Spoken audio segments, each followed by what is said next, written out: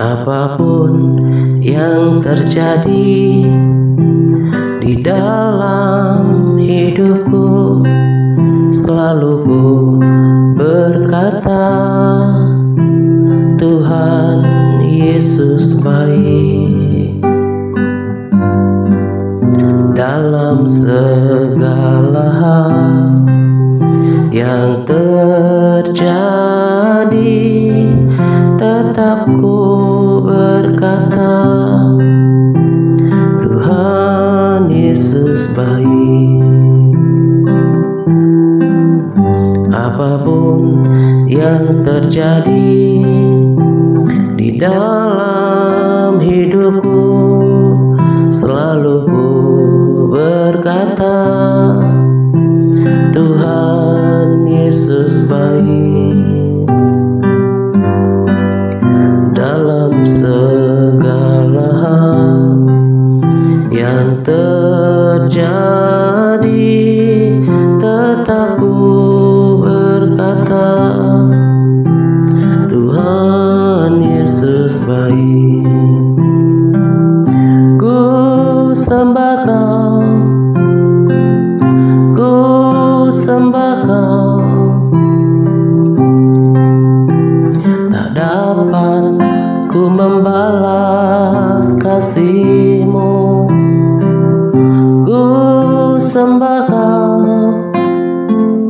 ku sembah Kau Tuhan. Ku rindu selalu menyenangkan-Mu.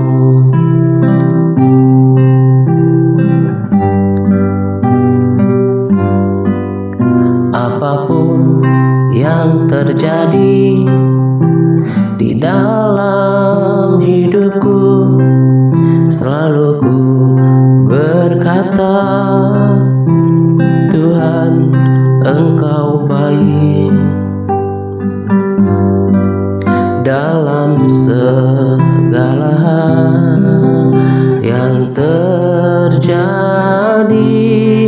tetap ku berkata, Tuhan Yesus baik. Ku sembah Kau, ku sembah Kau, tak dapat ku membalas kasih-Mu. Ku sembah Kau, ku sembah Kau Bapa. Ku rindu selalu menyenangkan-Mu. Ku sembah Kau, ku sembah Kau, tak dapat ku membalas kasih-Mu. Ku sembah Kau, ku sembah Kau Bapa. Ku rindu selalu menyenangkan-Mu. Ku sembah Kau, ku sembah Kau, tak dapat ku membalas kasih-Mu. Ku sembah Kau, ku sembah Kau Bapa. Ku rindu selalu menyenangkan-Mu. Ku sembah Kau, ku sembah Kau, tak dapat ku membalas kasih-Mu. Ku sembah Kau, ku sembah Kau Bapa. Ku rindu selalu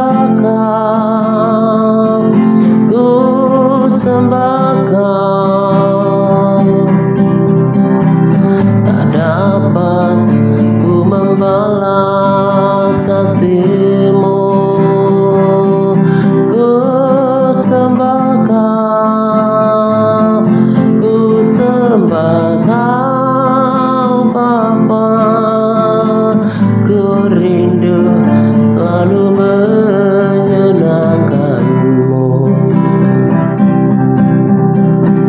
ku rindu selalu menyenangkan-Mu,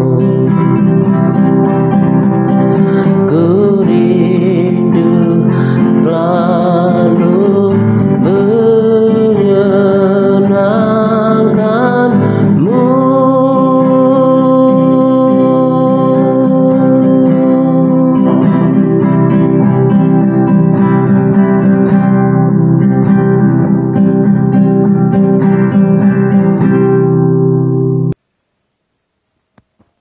Shalom semuanya.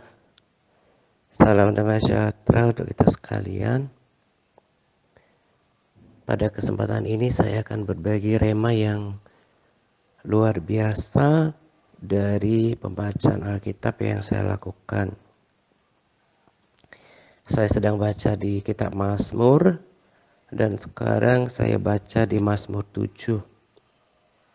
Saya bacakan dulu lengkapnya ya, karena Mazmur 7 ini tidak terlalu panjang. Judulnya adalah Allah Hakim yang Adil.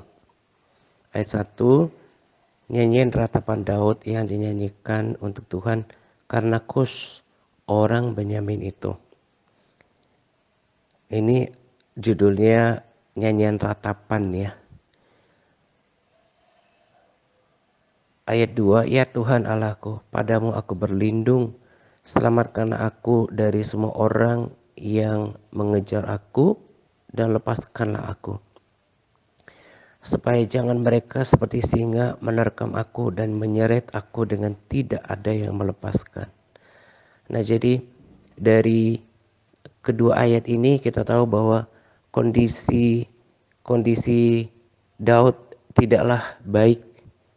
Makanya Mazmur ini adalah mengandung nyanyian ratapan gitu ya,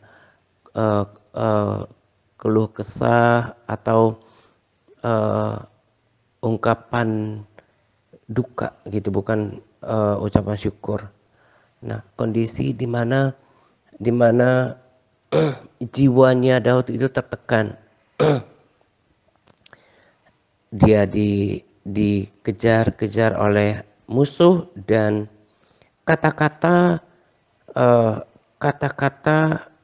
menyeret aku dengan tidak melepaskan aku seperti singa menerkam, itu menggambarkan beratnya tekanan batin yang dirasakan oleh Daud.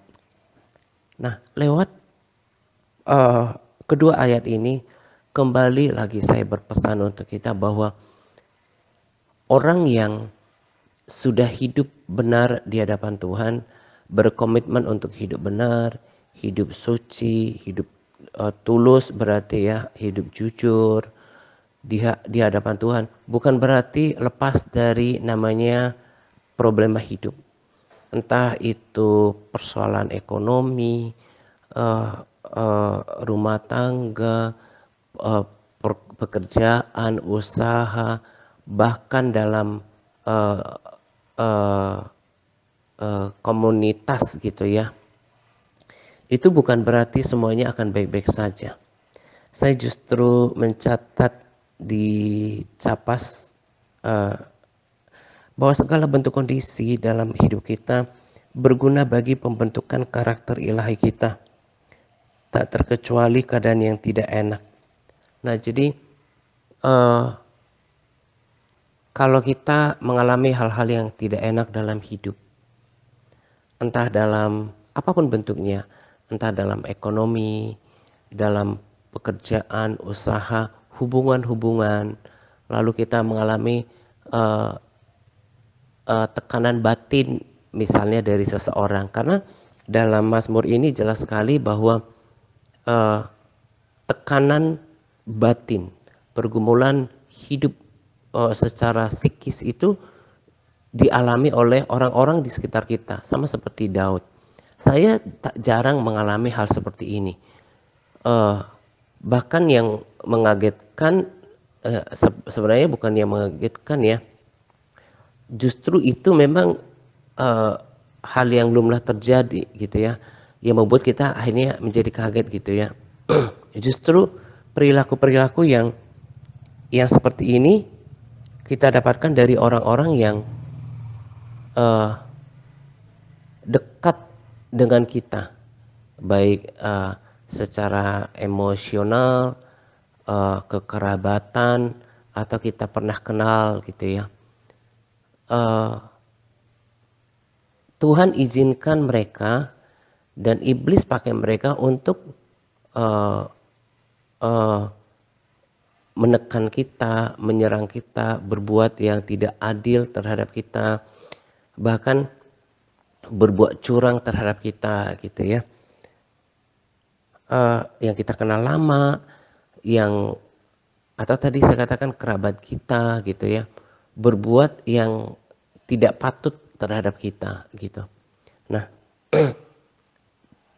tapi kembali saya katakan bahwa semuanya itu kalau kita merespons dengan positif, semua itu akan mendatangkan kebaikan buat kita. Dan uh, pada akhirnya nanti Tuhan akan nyatakan pembelaannya terhadap kita. Sebetulnya di satu sisi selain keadaan yang tidak enak, yang tidak baik itu membentuk karakter diri kita, justru pada saat yang sama juga Tuhan ingin menyatakan siapa dirinya kepada kita. Sama seperti judul Mazmur 7, Allah hakim yang adil. Kenapa sampai Daud menuliskan judul ini sebagai uh, uh, hakim yang adil dalam judul Mazmur ini adalah karena dia mau berpesan bahwa dia telah mengalami keadilan Tuhan terhadap Kus. Nah, kita pun seperti itu. Selain keadaan yang tidak enak itu membentuk karakter diri kita, kesabaran kita, membentuk kita menjadi bermental yang kuat, lebih sabar, lebih terlatih memiliki respons yang positif. Juga nanti Tuhan akan menyatakan pembelaannya. Karena dia bukanlah Tuhan yang serong, yang berlaku curang. Dia selalu berada di jalan-jalan yang sempurna, jalan yang lurus, jalan yang benar, jalan yang adil gitu ya. Nah, jadi itu pesan pertama bahwa kalau kita sudah hidup benar, jangan mengira bahwa kita akan terlepas dari yang namanya segala bentuk problema hidup. Kenapa saya katakan ini? Karena dengarkan baik-baik, tidak banyak, tidak sedikit. Ada banyak orang yang kemudian karena tidak memiliki pengertian yang benar, hanya memiliki respon yang salah terhadap kondisi yang tidak baik dalam hidupnya, sehingga dia tadi saya katakan tidak sedikit atau banyak orang yang kemudian menyalahkan keadaan, bahkan menyalahkan Tuhan. Dia berkata, oh saya sudah setia berdoa, saya sudah taat, saya sudah hidup benar. Akhirnya dia kecewa bahkan meninggalkan Tuhan. Nah, itu sangat berbahaya. Percayalah seperti yang saya katakan, ini justru sebuah kondisi yang Tuhan izinkan untuk memurnikan hati kita. Juga sebagai sarana buat Tuhan untuk memilih siapa yang baginya yang layak jadi mempelainya, siapa yang layak masuk surga, yang Tuhan pilih kan yang betul-betul memiliki karakter yang mengenal siapa Tuhan itu dan juga terjaga, teruji kondisi hatinya. Benar-benar murni mengikut Tuhan. Tuhan mau izinkan kondisi yang tidak enak pun tetap percaya kepada Tuhan, tetap berharap hanya kepada Tuhan, tetap berdoa, tetap memuji Tuhan, tetap menyembah Tuhan, tetap melayani Dia, tetap mengasihi Dia gitu ya. Hatinya tetap kepada Tuhan. Nah, hanya orang-orang yang memiliki kondisi hati seperti inilah yang layak di dalam keabadian yang penuh dengan kesucian gitu ya. Jadi jangan mencari kecewa kepada Tuhan. Sekali lagi saya katakan tadi, sebab tidak sedikit orang atau banyak orang yang kemudian tadinya sudah hidup benar, sudah melayani Tuhan, bahkan sudah sungguh-sungguh dalam Tuhan. Tuhan izinkan proses dalam hidupnya, proses yang tidak enak. Akhirnya kemudian dia kecewa kepada Tuhan. Itu tidak sedikit gitu ya. Nah, tapi Daud berbeda. Dia tetap mengandalkan Tuhan, tetap percaya kepada Tuhan, tidak menyalahkan Tuhan. Itulah yang membuat, yang saya percaya salah satu yang membuat Daud berkenan kepada Tuhan. Nah, kalau kita berkenan kepada Tuhan, Tuhan pasti selamatkan kita. Kalau kita mau hidup kita aman, entah pun kapan pertandingan iman kita selesai, entah oleh kematian, rapture, atau desakan kami, itu yang kita perlu pelihara. Hidup yang berkenan kepada Tuhan, hatinya itu terjaga, hatinya itu didapati oleh Tuhan berkenan. Itu yang perlu dipertahankan. Selain menjaga kesucian hidup kita seluruhnya, tetapi terutama di dalamnya hati. Makanya kan Amsal 4 ayat 23 berkata, jaga hati dengan segala kewaspadaan. Jangan kecewa, jangan marah, jangan memiliki respons yang negatif terhadap keadaan. Memang ini gak mudah, tapi inilah justru tahapannya. Tapi saya bersyukur ya, lewat setiap proses yang Tuhan izinkan terjadi, selain untuk tujuan tadi, saya malah mensyukuri bahwa itu adalah momentum sebagai pijakan untuk saya kemudian terus menyucikan diri. Karena selama perjalanan hidup ini, salah satu tujuannya selain untuk mengenal Tuhan, selain untuk menabur kebajikan gitu ya, tapi juga menyucikan diri. Menyucikan diri itu terus membentuk karakter kita gitu. Di ayat 3 dikatakan, ya Tuhan Allahku, jika aku berbuat ini, jika aku berbuat ini, maksudnya apa? Jika ada kecurangan di tanganku, jika aku melakukan apa yang jahat terhadap orang yang hidup damai dengan aku, atau merugikan orang yang melawan aku dengan tidak ada alasannya, maka musuh kiranya mengejar aku, sampai menangkap aku dan menginjak-injak hidupku ke tanah, dan menaruh kemuliaanku ke dalam debu. Nah, salah satu hal yang positif dari ketika kita mengalami hal yang hal yang tidak enak, tadi kan saya katakan bahwa itu untuk membentuk karakter kita gitu ya, menyucikan hidup kita. Tapi kalau kita dalam kesulitan, dalam lembah kekelaman, dalam padang gurun atau malapetaka, tahu nggak,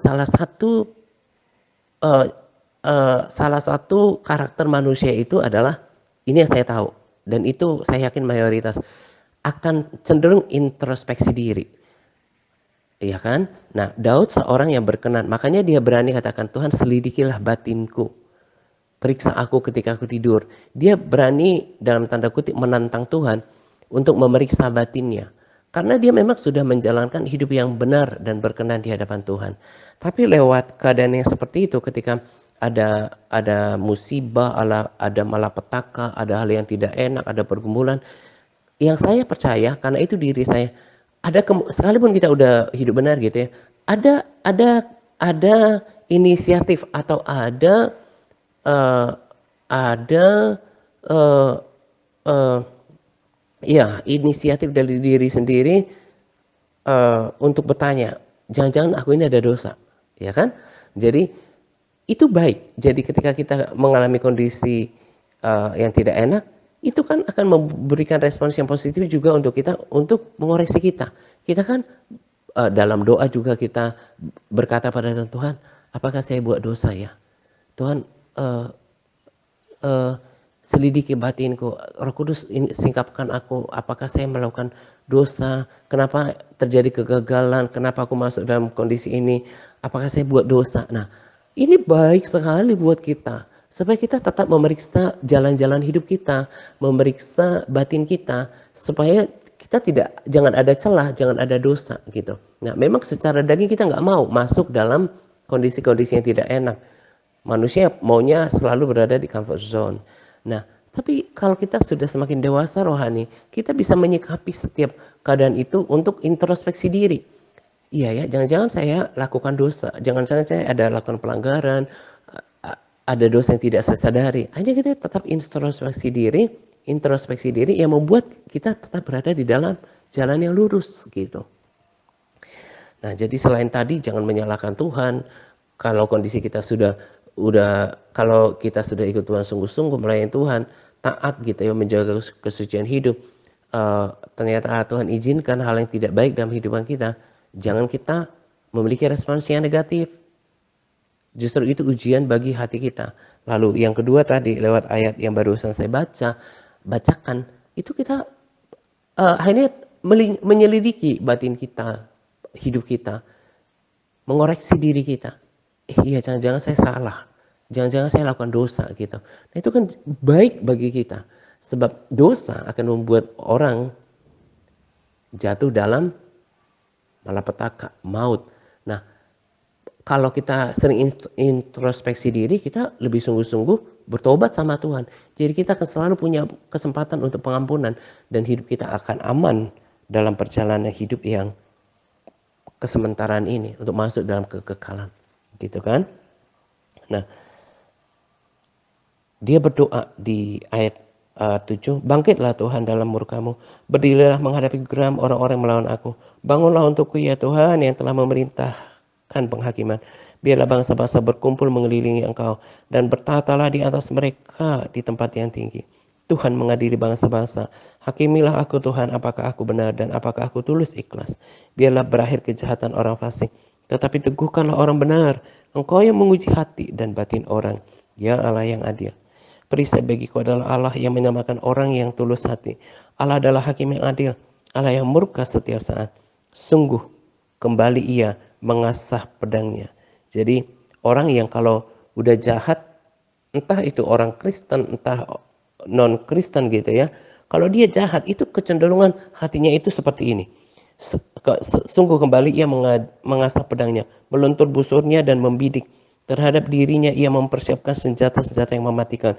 Ia membuat anak panahnya menjadi menyala. Sesungguhnya orang ini hamil dengan kejahatan. Ia mengandung kelaliman dan melahirkan dusta. Ia membuat lubang dan menggalinya, tetapi ia sendiri jatuh dalam pelubang yang dibuatnya. Kelaliman yang dilakukannya kembali menimpa kepalanya, dan kekerasannya turun menimpa batu kepalanya. Jadi sebetulnya kita udah ngerti kebenaran. Kita sangat bodoh ketika kita sakit hati terhadap orang-orang jahat. Justru kita harusnya prihatin kepada mereka, karena inilah kondisi mereka. Mereka membuat lubang dan menggalinya, tetapi ia sendiri jatuh ke dalam pelubang yang dibuatnya.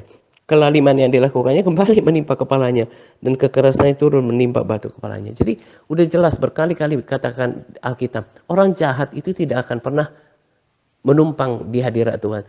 Orang jahat akan dibinasakan oleh Tuhan. Orang jahat, orang fasik akan dihukum oleh Tuhan. Kita serahkan penghakiman kepada Tuhan supaya kita nggak sakit hati. Justru kita berbelas kasihan kepada mereka. Orang-orang yang hidup dalam kejahatan, hatinya itu mengandung.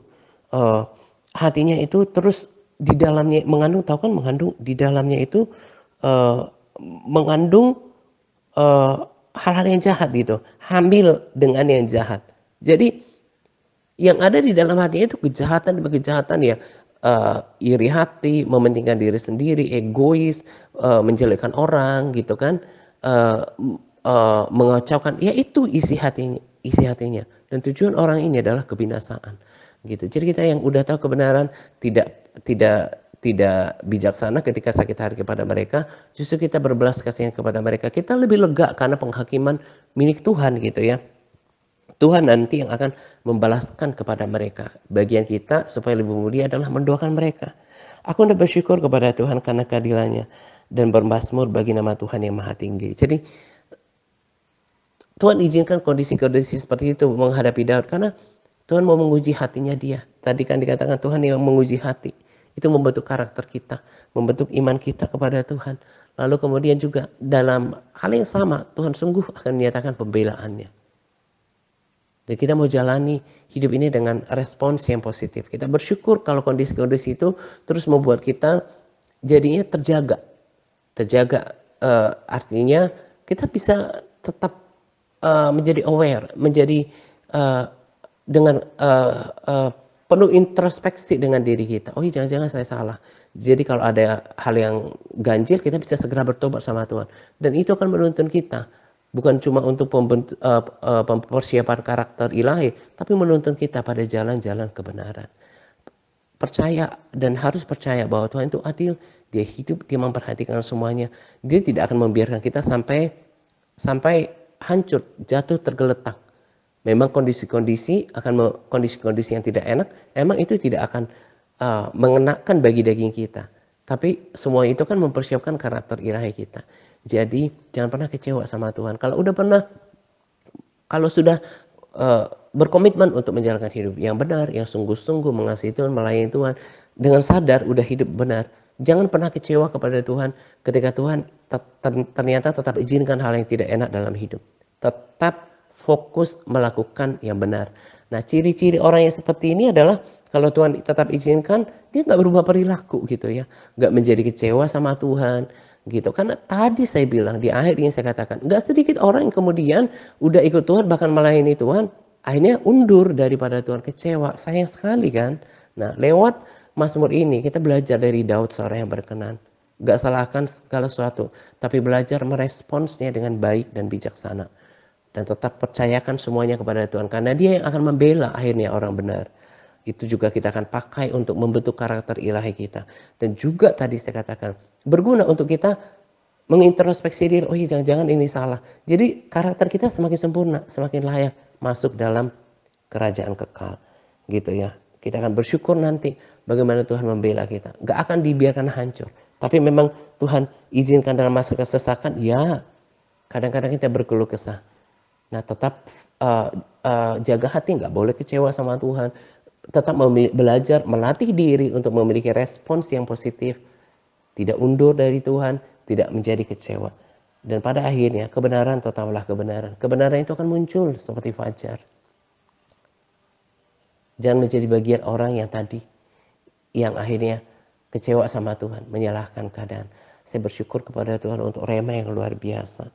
Kalau kita baca firman sungguh-sungguh, kita akan diajarin banyak hal. Kita kecinta sama firman Tuhan, karena Tuhan berbicara, mengajarin kita tiap-tiap pagi dengan firman-Nya. Ini kerinduan hati saya. Setiap orang yang saya tuntun, orang yang hatinya murni, akan terus diubahkan sama seperti diri saya. Tetap setia, tetap bersemangat dalam ikut Tuhan. Tapi mereka yang tidak memberikan respons yang positif, adalah keprihatinan buat saya kalau ternyata ini terus digeser dari panggilannya. Makanya saya katakan lewat firman ini, saya mau katakan jangan pernah kecewa kalau Tuhan izinkan hal yang tidak enak. Memang Tuhan izinkan itu untuk tujuan yang baik. Dia tidak jahat, tapi Tuhan justru ingin mempersiapkan kita, tetap menyadarkan kita di jalan-jalan yang puluhan tahun ini, supaya kita tetap berada di jalan-jalan yang lurus, dalam jalan kebenaran gitu ya. Nah, akhirnya pesan rema yang luar biasa ini direspons dengan baik, diteladani dari sikap Daud, dan tidak menjadi kecewa kepada Tuhan. Justru memanfaatkan kondisi yang baik untuk melatih diri kita, memperbesar kapasitas buah roh kita. Kita udah sabar belum? Kita udah bisa membangun karakter positif terhadap segala kondisi apa enggak? Kita sudah bisa menghadapi orang yang jahat dengan penuh belas kasihan. Apa masih ada kebencian? Nah, itu kan menjadi cerminan buat kita gitu ya. Saya sangat diberkati oleh firman Tuhan yang hidup, dan kiranya memberkati kita semuanya. Selamat menjelang doa pagi untuk kita sekalian. Semangat berpuasa kepada all MTRC yang terus bersemangat dalam berpuasa. Semangat par, Tuhan Yesus memberkati kita senantiasa. Amin. Ku sembah Kau, ku sembah